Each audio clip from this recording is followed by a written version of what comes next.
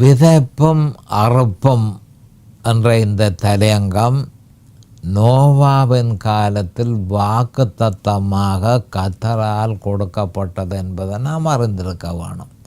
அப்போ நோவாவினுடைய காலத்தில் விதைப்பும் அறுப்பும் என்ற விஷயம் தெளிவாக சொல்லப்பட்டிருக்கிறது. எங்கே சொல்லப்பட்டிருக்கிறது என்று சொன்னால் ஆதியாகமம் 8:22.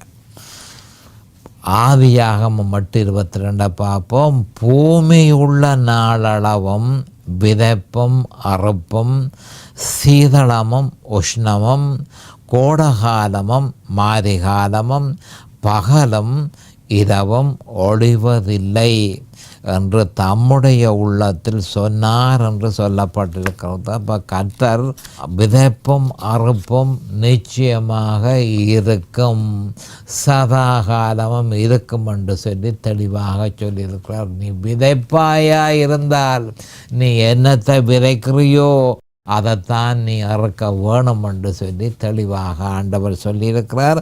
அப்போ விசுவாசிகளாகிய நாம் இந்த வேத வாக்கியத்தின் தாற்பயத்தை சரியான முறையில் அறிந்து அதனை விசுவாசித்து அதன் பலாபலன்களை பெற்றுக்கொள்ள வேண்டியவர்களாக இருக்கிறோம். அப்போ விதைப்பும் அறுப்பும் என்று சொன்னால் என்ன என்பதை நான் தெளிவாக அறிந்திருக்கணும்.